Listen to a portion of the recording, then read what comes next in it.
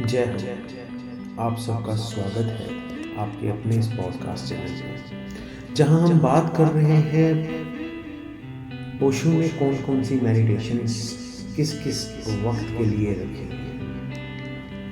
अपने पिछले पॉडकास्ट में मैंने आपसे डिस्कस किया था कि मेडिटेशन के बारे में ओशो का क्या कहना था, क्या है मेडिटेशन, कैसे है, और दिन के कौन से पहर के लिए उन्होंने कौन सी मेडिटेशन बोली है। तो उसी लिव में मैं बात करते हुए बताता हूँ कि उन्होंने कहीं लिखा है और बोला भी है अपने एक प्रवचन में, dynamic meditation recommended to do in the morning. This hour-long method is a powerful way to kickstart your day. 1 घंटे का सेशन है डायनामिक मेडिटेशन। इसे सुबह करने की सलाह दी जाती है। 1 घंटे तक चलने वाली ये विधि आपके दिन की शुरुआत करने का एक शक्तिशाली तरीका है। ओशो कहते हैं ये एक ध्यान है जिसमें आपको लगातार सचेत जागरूक रहना होता है। तुम जो भी करो साक्षी बने रहो। The daily morning meditation at the आश्रम। ओशो आश्रम में सुबह 1 घंटे का ये मेडिटेशन रहता है, जिसको ज्वाइन करना ज़रूरी हो जाता है अगर आप वहाँ पे हैं। जब नींद टूटती है तो सारी प्रकृति जीवंत हो उठती है। रात जा चुकी है, अंधकार अब नहीं रहा, सूर्य उग रहा है और हर चीज सचेत और सचेत हो गई है। यह एक ध्यान है जिसमें आपको जो कुछ भी करना है उसमें आपको लगातार सतर्क सचेत रहना है। साक्षी बने रहो, खो मत जाना। खो जाना आसान है। जब तुम श्वास ले रहे हो तो तुम भूल सकते हो। तुम श्वास के साथ इतने एक हो सकते हो कि तुम साक्षी को भूल जाओ, लेकिन तब आप मुद्दे से चूक जाते हैं। मुद्दे से चूकना नहीं है, जितना संभव हो उतना गहरा सांस लें, अपनी पूरी ऊर्जा उसमें लाएं, लेकिन फिर भी साक्षी बने रहें। जो हो रहा है उसका निरीक्षण करें, जैसे कि आप केवल एक दर्शक हो, जैसे कि पूरी चीज किसी और के साथ घटित हो रही हो, जैसे कि पूरी चीज शरीर में घटित हो रही हो और चेतना बस केंद्रित हो और देख रही हो। यह एक लकड़हारा, एक पत्थर तोड़ने वाले को रेचन ध्यान करने की आवश्यकता नहीं है। वे पूरे दिन ऐसा कर रहे हैं, लेकिन आधुनिक मनुष्य के लिए चीजें बदल गई हैं। तीनों चरणों में गवाही देनी होती है। Witness has to be carried out the 3 steps. और जब सब कुछ रुक जाता है और चौथे चरण में आप पूरी तरह से निष्क्रिय हो जाते हैं, जड़ हो जाते हैं, तब ये सतर्कता अपने चरम पर आ जाएगी। गतिशील ध्यान 1 घंटे तक चलता है और 5 चरणों में होता है। इसे अकेले भी किया जा सकता है, लेकिन अगर इसे समूह में किया जाए तो ऊर्जा अधिक शक्तिशाली होगी।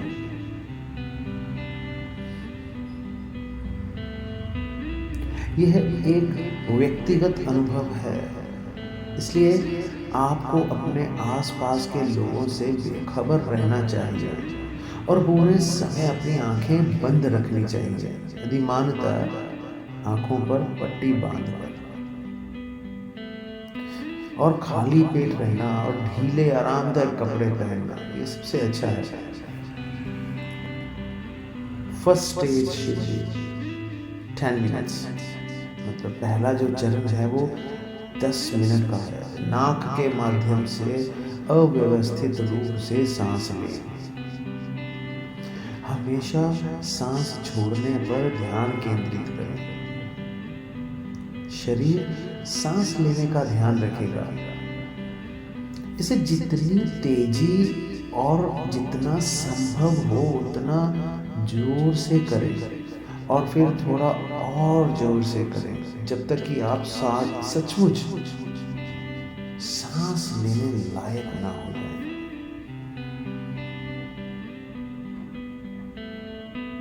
अपनी ऊर्जा बढ़ाने में मदद के लिए अपने प्राकृतिक शारीरिक आंदोलनों का उपयोग करें।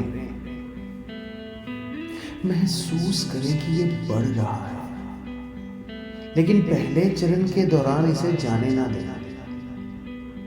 दूसरा चरण 10 मिनट, फिर से 10 मिनट। इसको ब्लास्ट कहते हैं, विस्फोट। वे सब कुछ छोड़ दें जिसे बाहर फेंकने की आवश्यकता है। पूरी तरह से पागल हो जाओ, चीखो, चिल्लाओ, रो, कूदो, हिलो, नाचो, गाओ, हंसो। अपने आप को चारों ओर फेंक दो, कुछ भी पीछे ना रखें। अपने पूरे शरीर को गतिशील रखें। थोड़ा सा अभिनय अक्सर आपको शुरुआत करने में मदद करता है। जो हो रहा है उसमें अपने दिमाग को कभी भी हस्तक्षेप करने ना दें। समग्र रहें।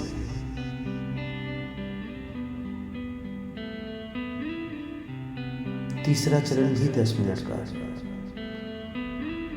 हाथ ऊपर उठाकर ओम मंत्र चिल्लाते हुए नीचे कूदें। यथासंभव गहराई से।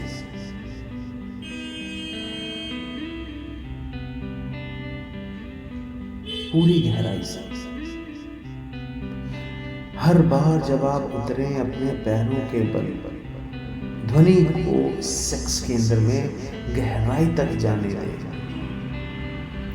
जो कुछ तुम्हारे पास है उसे दे दो। अपने आप को पूरी तरह से थका दो। फिर आता है चौथा चरण। ये 15 मिनट का है। तो रुकें। आप स्वयं को जिस भी स्थिति में पाते हैं वहीं स्थिर हो जाएं। शरीर को किसी भी प्रकार व्यवस्थित ना करें। खांसी, हलचल, कुछ भी ऊर्जा प्रवाह को नष्ट कर देगा और प्रयास नष्ट हो जाएगा। आपके साथ जो कुछ भी घटित हो रहा है उसके साक्षी बने। Be a witness to everything that is happening to you. फिर आता है 5वां चरण। ये भी 15 मिनट। संगीत और नृत्य के साथ जश्न मनाएं और खुशी मनाएं। सभी के प्रति अपना आभार व्यक्त करें। दिन भर अपनी खुशियां अपने साथ रखें। एक मूक विकल्प, यदि आपका ध्यान स्थान आपको शोर मचाने से रोकता है तो आप दूसरे और तीसरे चरण को चुपचाप कर सकते हैं। ध्वनि को बाहर फेंकने के बजाय दूसरे चरण में रेचन को पूरी तरह से शारीरिक गतिविधियों के माध्यम से होने दें। तीसरे चरण में ध्वनि को चुपचाप अंदर ठोका जा सकता है और 5वें चरण में एक अभिव्यंजक नृत्य बन सकता है। किसी ने कहा है, शायद वो सुने, कि हम यहाँ जो ध्यान कर रहे हैं वे सरासर पागलपन रखता है। ये है और ये उद्देश्य के लिए वह तरीका है। ये एक विधि के साथ पागलपन है। इसे जानबूझकर चुना गया है। याद रखें, आप स्वेच्छा से पागल नहीं हो सकते। पागलपन आप पर कब्जा कर लेता है। केवल तभी तुम पागल हो सकते हो। यदि आप स्वेच्छा से पागल हो जाते हैं तो यह बिल्कुल अलग बात है। आप मूलतः नियंत्रण में हैं, और जो अपने पागलपन पर भी नियंत्रण कर सकता है वह कभी पागल नहीं होगा। ओशो कुछ ऐसी ही प्रतिक्रियाओं के बारे में बात करते हैं जो गतिशील ध्यान के गहन रेचन के परिणाम स्वरूप शरीर में हो सकती है। यदि आपको दर्द महसूस हो तो उस पर ध्यान दें, कुछ ना करें। ध्यान एक बड़ी तलवार है, यह हर चीज को काट देती है। आप बस दर्द पर ध्यान दें। फॉर एग्जाम्पल, उदाहरण के लिए आप ध्यान के अंतिम चरण में बिना हिले डुले चुपचाप बैठे हैं और आपको शरीर में कई समस्याएं महसूस होती हैं। आपको महसूस होता है कि पैर मरा जा रहा है, हाथ में कुछ खुजली हो रही है, आपको लगता है कि शरीर पर चींटियां रेंग रही हैं। कई बार देखा है चींटियां नहीं है, रेंगना तो अंदर है, बाहर नहीं, ये अंदर हो रहा है। तो आपको क्या करना चाहिए? क्या आपको लगता है कि पैर खत्म होता जा रहा है? सावधान रहें, बस अपना पूरा ध्यान इस पर दें। आपको खुजली महसूस हो रही है तो खरोंचे मत, इससे आपको मदद नहीं मिलेगी। बस अपना ध्यान दीजिए, अपनी आंखें भी ना खोलें, बस अपना ध्यान अंदर की ओर दें और बस प्रतीक्षा करें और देखें। Wait and watch. कुछ ही सेकंड्स में खुजली खत्म हो जाएगी। कुछ भी हो, भले ही आपको दर्द महसूस हो पेट में या सर में, तेज दर्द। ऐसा इसलिए होता है क्योंकि ध्यान में पूरा शरीर बदल जाता है।